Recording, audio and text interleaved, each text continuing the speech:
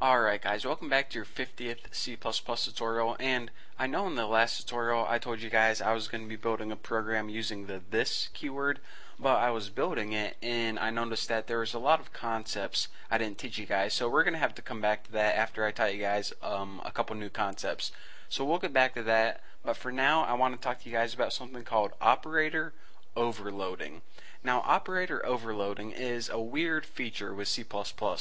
What operator overloading is it allows you to use C++ operators like, plus and multiply, and it allows you to take these operators and change the way that they're used. So for example, maybe you have a class and you want to add two objects together.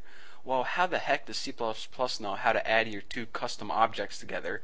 Well, that way you can use operator overloading to specify what you want this operator to do. So what I did already is I made a new class called Sally, and I also included the Sally header in here, and I included IOStream and namespace in here. So now my .cpp files look the same, just to save this tutorial some time. So now let's go ahead and get into the coding. So let's go ahead in the Sally header file and notice that I took out both private and protected because we're just going to make everything in public. It's going to make everything a whole lot easier. So the Sally class is going to have a couple things in it. The first thing it's going to have is a variable called num, and this is the only variable it's going to have. It just needs a variable. Pretend this is like Sally's age or something. I just named it num because it's easier to work with. Now let's go ahead and create two constructors. The first constructor is pretty much just going to be empty constructor. We're going to be building a Sally object, and whenever we don't pass any parameters to it, it's just going to create a blank Sally object. And we're also going to be creating another constructor, and whenever we create a Sally object and we pass an integer into it, what I want to do is, well, let me go ahead, I guess I can code this right now. Whenever we create a Sally object and we pass an integer into it, called like integer a or something, what this is going to do is, I like it right up there. What this is going to do is take that num property and set it equal to a. So we're going to create Sally objects in two ways: a blank Sally object or a Sally object that already has a number. Simple enough. So now let's get to the last thing in the Sally class, and that is, what I've been talking to you guys about, this thing called operator overloading. Now again, like I said, operator overloading allows you to use C++ operators in a special way inside your classes. So in order to use an overloaded operator, you need to make a function and you need to give it a special name.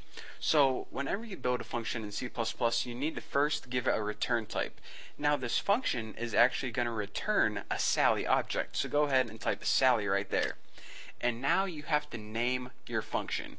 And you have to name it this. Whenever you're using an overloaded operator, you have to start it with the name operator. And then right after it, you write what operator do you want to overload, and this can be multiply, divide, but we're going to be overloading the addition operator. And what this is going to do is take two of these number properties and add them together. So let's go ahead and write operator plus. This is the name of our function now. And this is also going to take a parameter. What this function is going to do is it's going to take one Sally object's number and add another Sally object's number to it. So we're going to need to pass it in another Sally object to add to it. So let's go ahead and call it like Sally, well, all we have to put is that, Sally. So now let's go ahead and build the function itself. So let's go hop over to sally.cpp, and let me make sure I didn't forget any semicolon. Looks good. So now let's go ahead over to sally.cpp and start building this function. Again, the very first thing you write is the return type. This is like void int. Well, we're returning a Sally object, so go ahead and write Sally right there. And now we have to go ahead and write what class are we working with? Sally. What's the name of our function? And remember, that's operator plus, since we're overloading the plus sign. And what parameter does it take? Well, it takes a Sally parameter, and just name this variable like ASO for another Sally object. So now what we want to do is this. We're going to be returning a brand new Sally object. So let's go ahead and make a new Sally object right now. Sally, and name this object brand new. Simple enough. So now let's go ahead and add the number property to this brand new object, because we created a brand new object but it doesn't have anything for its number property right here. So let's go ahead and put brand new dot num, and what do we want to set this equal to? Well, what we want to set it equal to is the current object's number value plus another Sally object's number value.